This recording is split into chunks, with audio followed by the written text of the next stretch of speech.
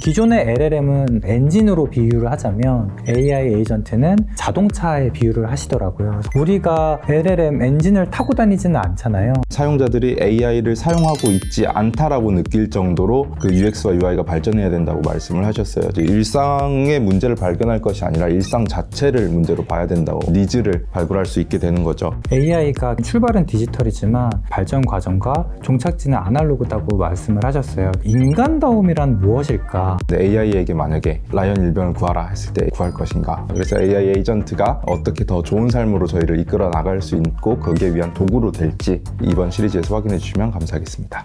LG전자와 티타임즈가 함께하는 에이전틱 AI 시리즈, 저는 함께하게 된 티타임즈의 홍재희 기자고요. 옆에는 LG전자 LSR 고객연구소에서 연구를 하고 계시는 우리 박차라님과 배인호님 함께하고 있습니다. 안녕하세요. 안녕하세요. 안녕하십니까. 저희가 LG전자 LSR 조직과 티타임즈가 많은 분들을 모시고 이번에 에이전틱 AI에 대해서 쭉 다뤘었는데요. 여러분들이 어떻게 하면 이 많은 내용을 선택해서 보실 수 있을지 가이드 영상을 한번 만들어보자 해서 이렇게 모였습니다. 저희가 이번에 어떤 것들을 했는지 좀 간단하게 좀 박차라님께 여쭤보겠습니다. 저희 작년에 티타임즈와 함께 젠 AI, 생성형 AI에 대해서 전문가분들을 모시고 심도 깊은 얘기를 나눴었는데요. 그거는 이제 작년 플레이리스트에 참고해 주시면 좋을 것 같고, 그렇게 해보고 나니 젠 AI를 어떻게 우리가 활용하면 좋을까에 대한 고민들이 많으셨던 것 같아요. 그래서 그 내용들을 좀 기반으로 이번 주제를 잡았고요. 그래서 에이전틱 AI라는 키워드를 잡았고, 이 내용에 대해서 전문가의 시선이 좀 필요하겠다 싶어서 전문가분들을 한 10분 정도 모시고 저희가 어떻게 하면 활용을 잘 할 수 있을지, 그리고 그 진화 방향은 어떻게 될지, 그 경쟁력은 또 우리가 어떻게 참고해야 될지에 대해서 좀 심도 깊게 이야기를 나눠봤습니다. AI 에이전트란 무엇인가에 대해서 11분의 인터뷰를 하면서 좀 이야기가 좀 다 달랐거든요. 거기서 좀 눈여겨봐야 될 정의들이 있다고 하면 한두 분 정도만 이렇게 꼽아주실 수 있을까요? 저는 좀 기억에 남는 분이 김태훈 평론가님께서 말씀하신 분이 굉장히 인상 깊었어요. 특히나 스탠리 큐브릭 감독의 그 스페이스 오디세이 영화를 말씀하시면서 처음에 시작한 거는 처음에 유인원이라고 하죠. 유인원이 던진 뼈에서 자연스럽게 오버랩 되면서 우주선으로 변화하는 그 과정이 AI를 또 거기서 연상을 하셨다고 하시더라고요. 그러니까 결국에는 에이전틱 AI 혹은 에이전트라고 하는 거는 도구를 쓰는 인공지능이 됐는데, 인간이 도구를 처음 만났을 그런 순간처럼 이제 인공지능이 도구를 이제 발명을 하고 도구를 활용하게 되는 그 순간이 떠오르셨다고 하는 게 저는 좀 굉장히 인상 깊었습니다. 네. 이 도구를 쓸 수 있다라는 키워드는 다른 분들도 좀 말씀을 해주셨던 것 같아요. 이제 강정수 박사님 같은 경우에는 이제 에이전트는 인간의 도구를 쓸 줄 아는 인간의 도구다라고 말씀을 해주셨는데, 그냥 단순하게 인간의 도구로서만 존재하는 게 아니고 이제 그 도구가 직접 나서서 인간이 가지고 있는 서비스나 그런 것들을 직접 활용해서 그걸 오히려 더 도구처럼 활용을 하는, 그런 정의도로 말씀을 한번 해주셨었고요. 네. 에이전틱 AI란 무엇인가에서 도구라는 키워드를 꼽을 수 있을 것 같고요. 앞으로 이제 공개될 영상들에서 각자의 조금 정의가 다를 겁니다. 한번 찾아보시면 좋을 것 같고요. 이게 그러면 어떻게 발전해 갈 것이냐가 지금 가장 중요한 화두인 거잖아요. 그러면 이 발전 방향에 대해서도 또 많이들 의견들이 갈렸어요. 거기에서 조금 저희가 눈여겨봐야 될 목소리가 있었을까요? 네, 맞습니다. 이주환 대표님 영상을 보시면 많은 참고가 될 것 같습니다. 이주환 대표님은 기존의 LLM은 저희가 엔진으로 비유를 하자면 AI 에이전트는 이제 자동차에 비유를 하시더라고요. 그래서 우리가 LLM 엔진을 타고 다니지는 않잖아요. 근데 이제 AI 에이전트 우리가 실제로 타고 다니는 자동차처럼 우리가 그걸 활용하게 될 건데, 이걸 타고 어디로 갈 거지? 이걸 또 상용차로 쓸 건지 승용차로 쓸 건지, 이런 거는 고객의 정의에 따라 달라진다, 이런 말씀을 하셨어요. AI 기술이 발전하는 방향은 고객들이 이걸 어떻게 정의하고 어떻게 활용할 것인지에 좀 달렸다라고 말씀을 해주신 게 인상 깊었습니다.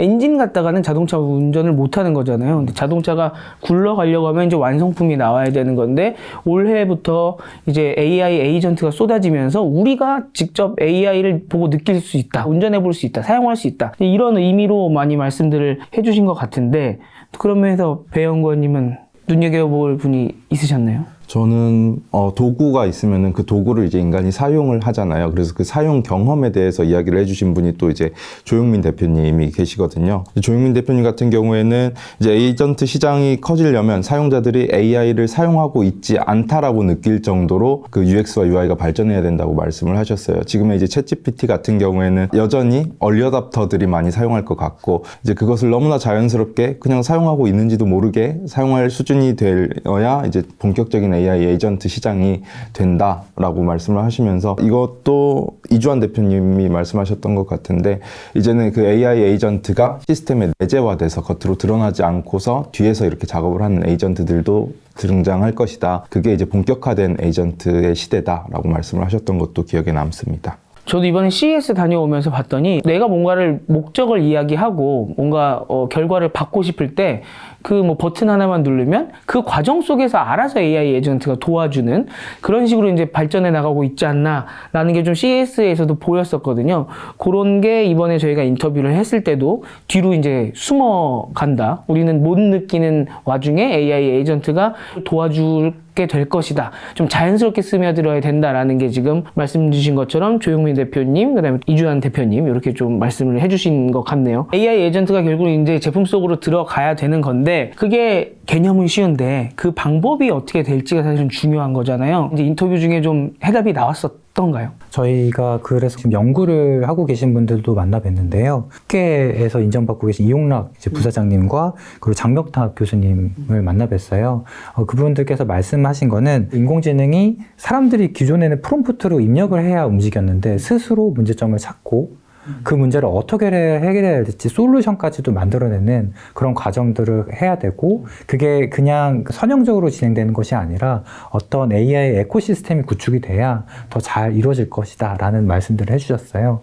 그리고 장벽탁 교수님은 오래전부터 진행하고 계셨던 베이비 마인드 프로젝트였죠. LLM도 사람의 뇌를 이제 많이 영감을 받아서 했는데, 그러면 그 뇌가 어떻게 하면 계속 학습을 하고 또 그걸 어떻게 하면 체화해 가느냐, 이런 거를 좀 많이 착안을 하셔서 우리가 어린아이가 이 세상의 지식이나 행동들을 습득하는 과정에서 많이 참고를 해야 된다.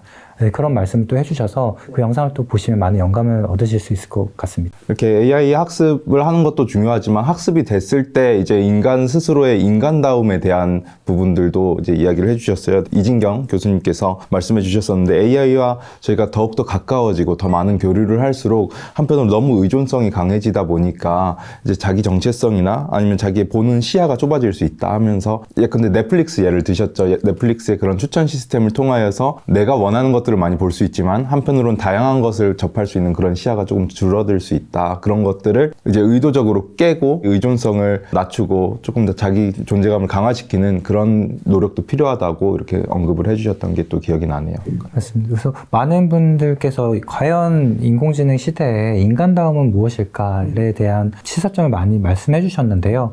이진경 교수님께서는 특히나 주어진 환경들을 우리가 얼마나 비판적으로 그걸 또 받아들일 것이고, 그런 추천해주는 시스템에서 그 자극을 탈피하는 능력을 갖는 것이 앞으로의 또 많은 경쟁력이 될 것이다 라는 지적도 흥미로웠습니다. 이런 인간다움까지 이야기를 해야 되는 게, 수용을 사람들이 어떻게 할 것인가에 따라서 AI의 이 발전 방향도 달라질 거잖아요. 이 사람이 어떻게 반응하고 여기를 어떻게 활용을 할 것인가, 반드시 그 두 개가 같이 가야만 제대로 된 그 서비스를 설계를 할 수 있을 것 같고요. 저희 이제 앞으로 공개될 영상에서도 단지 기술이 어떻게 올라갈 거냐 뿐만 아니라 이제 사람이 어떻게 반응하고 또 우리가 여기에 어떻게 맞춰갈 거냐 또 한번 좀 주의 깊게 보시면 좋을 것 같다라는 생각이 들고요. 아까 그 장병탁 교수님의 베이비 마인드 말씀해 주셨는데, 그 부분에 있어서 좀 몇몇 분들이 이 물리 세계에서의 학습, 물리 세계에서 작동하는 AI에 대해서 좀 많이 찝어주셨어요. 이번에 또 CES에서 젠슨왕 엔비디아 대표도 피지컬 AI에 대해서 이야기를 했는데, 이 부분 좀 저는 재밌었습니다. 어떠셨습니까? 맞습니다. 동시에 한재권 교수님은 이제 AI와 로봇의 상관관계를 또 말씀을 해주셨었어요. 이제 단순히 AI가 로봇의 두뇌로서만 존재하는 것이 아니라 로봇을 통해서 AI도 또한 추가적으로 학습을 하는 부분, 서로의 상호 보완적인 존재로 말씀을 해주셨고, 그러면서 연애 예를 드셨는데 단순히 글로만 배운 연애는 이제 실제적으로는 조금 이질감이 있다. 실제적으로 경험을 해보고 시행착오를 겪고 하는 그런 연애가 중요하다고 말씀을 하시면서 이제 결국에는 AI라는 그 지능체가 로봇과 결합돼서 피지컬적으로 센싱을 하고 그런 데이터들을 받아보고 이것이 잘못되었다는 것을 또 판단하고 다시 진일보할 때 이제 점점 AI도 발전하고 AI를 입은 그 로봇도 함께 발전한다라고 말씀을 해주셨던 기억이 있습니다. 네. 그러니까 물리 세계에서 배워야 될 거 아닙니까? 그래서 자기네들이 직접 배워야, 또 지금 인터넷에 있는 정보는 책으로만 배운 정보라고 하면 실제 우리 세상에서 벌어지고 있는 정보들이 다 인터넷에 글로 쓰여지지는 않잖아요. 그걸 이제 물리적인 AI가 또 학습을 하고 이렇게 갈 수 있다라는 이야기들 좀 해주신 것 같은데, 한재권 교수님 말고도 조금 더 있으시지 않았습니까? 이 부분에서 이진경 교수님이 또 재밌게 멍게 예시를 들으셨는데, 멍게가 어릴 때는 뇌가 있는데 멍게가 바위 같은 곳에 이제 생착이 되고 나서부터는 이제 뇌가 점점 사라진다고 해요. 아, 그래요? 네, 그래서 이진경 교수님께서는 뇌가 어쩌면은 그런 지능기관이기 이전에 행동을 할 수 있는 그런 행동기관으로서의 뇌를 말씀을 하시더라고요. 마찬가지로 AI가 신체가 없다면은 정말 개념 속으로만 존재하고 신체를 가질 때에야 AI가 본격적으로 자신의 역량들을 강화하고 그럴 수 있다, 이렇게 말씀을 하셨던 기억이 있습니다. 비슷하게 또 장벽당 교수님도 AI가 결국엔 출발은 디지털이지만 그 안에서의 이제 발전 과정과 종착지는 아날로그다고 말씀을 하셨어요. 결국 인간도 백문이 불여일견 이런 말도 하잖아요. 또 묻는 것보다 보는 게 좋은데 또 보는 것보다 실제로 하는 게 또 더 강력하잖아요. 그런 거를 언급하시면서 앞으로 이렇게 실제로 행동할 수 있는 AI, 움직이는 AI 이런 것들에 대해서 우리 지향점이다라고 한번 언급해 주신 부분이 있습니다. 이런 지금 피지컬 AI는 근시일 내 일입니까? 아니면 이거는 좀 AI 에이전트랑 조금 그 뒤의 일입니까? 어떻습니까? 지금 산업계에서는 현재 진행형으로 보시는 것 같아요. 한재권 교수님도 그러시고, 저는 이게 어떤 차이일까요? 라고 여쭤봤는데, 저희가 많이 알고 있는 그 현대자동차에서 인수한 보스턴 다이너믹스에서 하고 있는 거는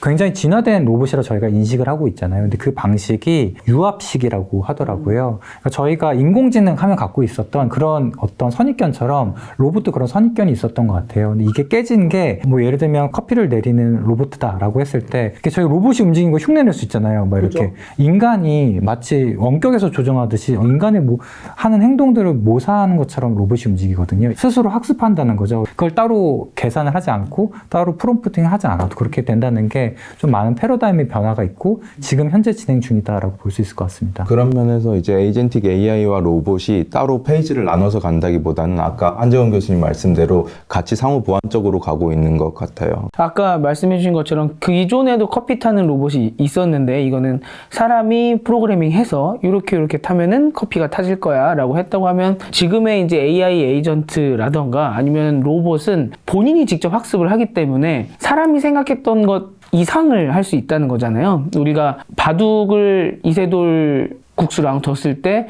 우리가 생각하지 못했던 수들을 막 이제 AI가 두기 시작하는 것처럼 이제 로봇도 그렇고 AI 에이전트도 그렇고 지금 우리가 뭐 티켓을 사줄 거야 라던가 뭐 계획을 짜줄 거야 이상으로 이제 앞으로 나올 수 있다는 건데, 그런 그 이상으로 뭐가 나올 수 있는지 또 그 가는 방향은 어떤지는 저희가 오늘은 이제 시청 가이드이기 때문에 직접 이제 영상들 쭉 보시다 보면은 아마 영감을 받으실 수 있지 않을까 생각을 해봅니다. 그래서 그쪽으로 가게 돼버리면 그러면 인간은 어떻게 살아야 되는가에 대해서, 사람이 어떻게 바뀔 것인가에 대해서도 좀 이야기를 나눴었잖아요. 어떤 부분 인상 깊으셨었나요? 네, 저희 로봇 얘기를 많이 했을 때 이런 말씀을 하셨어요. 인간처럼 행동하는 썸띵이 생긴 거잖아요. 예를 들면 구연동화를 말해주는데 좀 더 감정을 이입해봐 라고 하면 거기에 맞춰서 감정을 이입한다던가 뭔가 꾸지람을 했을 때 잘못했어요 왜 이렇게 말도 하거든요. 마찬가지로 이제 로봇이 휴머노이드가 집에 들어왔을 때 청소를 하고 있었어요. 근데 뭐야 집 여전히 지저분하잖아. 그럼 이렇게 액션을 크게 하면서 청소를 한다던가 이제 이런 게 가능해지거든요. 네.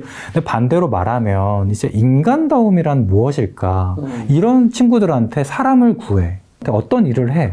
라는 어떤 미션을 줬을 때 어떻게 이 친구들이 하지? 지금 현재 소방관 분들이 하는 걸 생각을 해보면 사람을 구하는 걸 어떻게 우리가 머릿속으로 계산하고 뛰어들지 않잖아요. 지금 저기에 불구덩이 안에 누군가 도움의 손길을 요청을 하고 있고 나를 의지하고 있다고 하면 소방관 분들은 어떤 고민 없이 바로 뛰어드시잖아요. 그런 거를 과연 계산적인 휴머노이드들이 대처할 수 있을까? 이런 질문을 그때 우리 김태원 평론가 분께서 해주셨어요. 그거에 대한 영화가 있었죠. 라이언 일병 구하기 이야기를 해주시면서 인간 같은 경우에는 마땅히 구해야 되는 그 인류애적인 마음으로 다가가는데 AI에게 만약에 라이언 일병을 구하라 했을 때 AI가 구할 것인가? 비슷하게 또 장 작가님께서도 네. 말씀을 해주셨던 것 같은데 AI에게 기분을 좋게 해줘.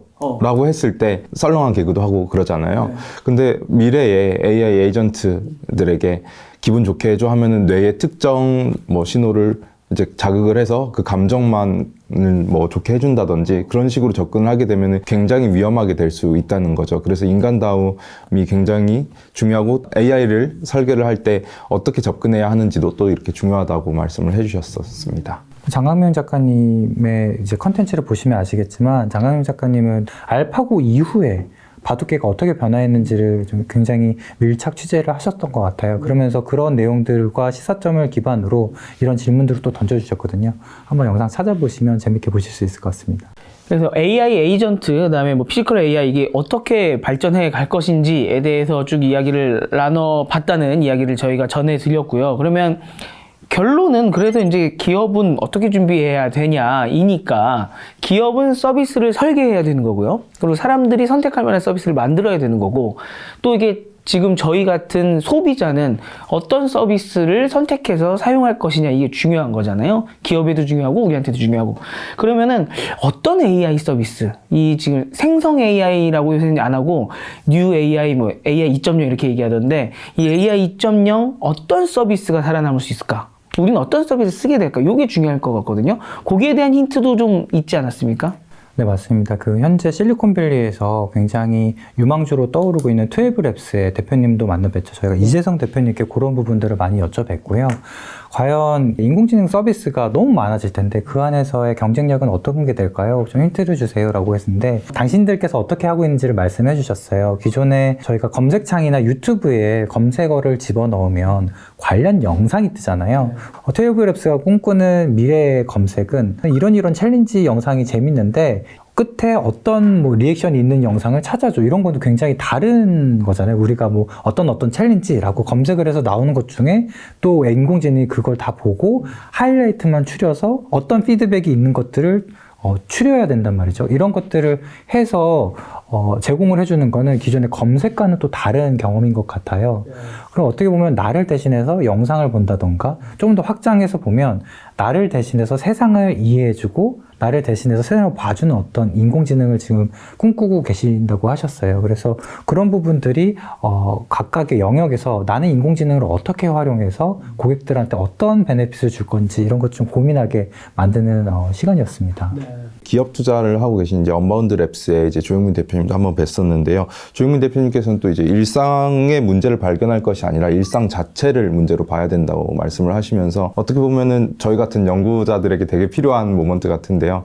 일상의 문제를 발견한다는 건 페인 포인트를 발견하는 건데 일상 자체를 문제로 생각을 하면 어떻게 보면 니즈를 발굴할 수 있게 되는 거죠. 그러면서 예시를 하나 들어주셨던 게 돼지 농장을 이제 운영하는 그런 스타트업이었었는데 이제 돼지가 출하 시기가 되면 이제 몸무게 측정을 그동안은 일일이 다 했다고 해요. 그런데 이제 이 업체 같은 경우에는 축사 천장에 카메라를 달아서 이제 이미지 인식 기반으로 해서 이제 돼지의 몸무게를 예측할 수 있는 그런 프로그램을 만들어서 출하 시기 예측을 굉장히 정확하게 하는 스타트업으로 대한민국이 성장하고 있다고 말씀을 하시더라고요.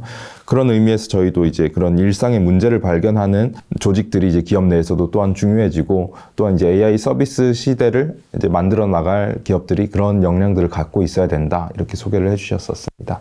네. 뭐 강정수 박사님 같은 경우는 특히 AI 검색 쪽으로 많이 말씀해 주시면서 예전에는 기업들이 뭐 SEO를 한다거나 최상단에 보여주거나 이런 걸 이제 마케팅에 이용을 했었는데 앞으로는 AI 검색은 답변을 주기 때문에 해답을 주기 때문에 전혀 다른 방식으로 접근을 해야 된다. 우리는 또 마케팅을 하건 뭐 브랜딩을 하건 전혀 다른 방식으로 접근을 해서 또 우리를 알려야 될 필요도 있고 또 예전에는 못했던 뭔가 이 브랜드 이미지를 바꾸고 이러는 것도 예전에는 그거 바꾸려고 하면 정말 많은 돈과 뭐 사회 공헌도 해야 되고요. 뭐 언론에도 잘 나와야 되고 뭐 이래 있어야 되는데 이제는 우리가 콘텐츠만 잘 만들어 놓으면 AI가 우리 기업에 대해서 설명할 때 훨씬 더 긍정적으로 설명해 줄 수 있게 또 만들 수 있는 거 아닙니까? 그래서 그런 변화들에 대해서 좀 설명을 해주신 좀 기억이 납니다. 아까 베이노 님께서 어떤 이제 신뢰와 목적에 대해서 말씀해 주셨잖아요. 신뢰가 되게 중요하다라는 거에 대해서도 몇 분이 강조를 해주셨어요. 네, 이용락 부사장님께서도 이제 AI 에이전트의 설계에 있어서 가장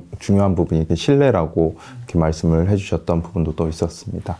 왜냐면 이게 데이터를 결국 학습을 해야 되고 나한테 제공을 해줘야 되고 여러 가지 과정이 있는데요. 과연 어떤 데이터를 참고했느냐. 여기서도 신뢰가 있을 거고 얘가 또 나한테 믿을 만한 과정으로 그러니까 어떤 그 과정에서도 생략되어 있거나 블랙박스가 많다 보니까 그런 부분도 내가 신뢰할 만큼 프로세싱이 된 건가. 내가 신뢰할 만한 어떤 프로토콜이나 채널로 나한테 말을 하냐. 이런 것도 또 다르거든요. 그래서 그런 것들에 대해서 많은 좀 고민이 있으셨던 걸로 기억이 납니다. 네.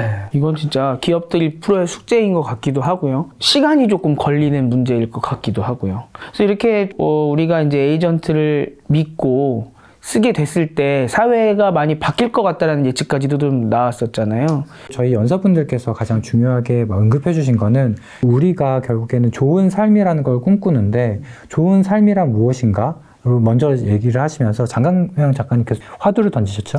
맞아요. 장강명 작가님께서는 이제 AI 기술에 대해서 낙관적으로 바라보시는 분들이 있는데 거기에 대해서 계속적으로 조금은 우리가 정제된 시각으로 바라봐야 한다는 식의 이야기들을 많이 해주셨어요. 그래서 이제 기술 낙관론자 분들 또 이제 많은 학계나 업계에서는 이제 이런 AI 기술이 기술 자체는 가치 중립적이라서 이제 기술이 누구의 손에 들어가느냐가 중요하다고 하셨는데 한편으로 장강명 작가님께서는 목적성을 띈 기술도 있다. 일본도 같은 경우에는 이제 정말 누군가를 해하기 위한 목적의 칼이고 그 일본도를 가지고 주방에서 저희가 식재료를 요리를 하지는 않잖아요. 그래서 AI 에이전트가 가치 중립적이라고 볼 수 있느냐. 그것을 처음에 설계할 때부터 이제 어떠한 목적을 가지고 설계를 하느냐도 굉장히 중요하다. 이렇게 말씀을 해주셨던 기억이 있습니다. 우리가 기술이 얼마나 올라오느냐도 중요하지만 우리가 얼마나 잘 받아들일 수 있느냐, 어떻게 안전하게 설계될 것이냐, 그걸 우리가 신뢰할 수 있을 것이냐, 그 부분에 있어서 굉장히 중요할 거라고 보고요. 이제 앞으로 나올 시리즈들을 쭉 보시면서도 그런 인문학적인 부분들, 뭐 윤리적인 부분들 이런 것까지도 한번 전체적으로 생각을 해보시면 좋지 않을까 생각을 해봅니다. 네, 저희 입장에서도 어떻게 보면 기존에 인공지능 했을 때 LLM은 어떻게 되고 레그는 그 기술이 어떻게 서포트하는 거 이런 부분에 많이 집중했었다면 이제는 이제 이런 기술들은 어떻게든 해결 방안들을 찾고 있는 것 같아요. 근데 이런 진화가 고객들한테는 어떻게 적용될 수 있지? 내가 이제 마주하는 고객들한테 어떤 가치를 줄 수 있지? 이런 것들을 10분의 연사분과 또 능력 있는 티타임즈 기자님들께서 날카로운 지적들을 통해서 인사이트들을 많이 뽑아냈으니까요. 영상들 많이 시청 부탁드립니다. 네. 두 분도 엄청 활약을 해주셨고요. 같이 인터뷰를 해주셨고 베이너 연구원님도 드리고 싶은 말씀이 있으실까요? 어떻게 보면 AI가 알파고 그 이전에 이제 시리가 나왔을 때 이제 AI 스피커, AI 어시스턴트 얘기한 이후에 그때도 많은 기대치들을 가지고 저희가 AI를 접했지만 그때는 기대에 못 미쳐서 그때 이후로 뭔가 잠깐 소강 상태였다가 이제 생성형 AI가 나오고 나서부터 본격적으로 다시 한번 AI가 평가를 받고 있는 것 같은데 그래서 AI 에이전트가 어떻게 더 좋은 삶으로 저희를 이끌어 나갈 수 있고 거기에 위한 도구로 될지 그런 내용들을 이번 시리즈에서 확인해 주시면 감사하겠습니다. 이번 시리즈를 주로 이제 저희 셋이 많이 인터뷰를 했었고요. 저희가 이제 열심히 이렇게 인터뷰한 결과들이 앞으로 공개될 예정이니까요. 많은 사랑 부탁드리겠고요. 또 오늘의 요 시청 가이드를 가이드 삼아서 앞으로 좀 방대한 내용이 있으니까 지금 보시다가 요거 조금 관심 있을 것 같네 라고 하는 거 먼저 좀 보셔도 되지 않을까. 다 보시면 너무 좋고요. 두 분 너무 고생 많으셨고요. 그러면 저희 모두 본편에서 뵙도록 하겠습니다. 감사합니다. 감사합니다.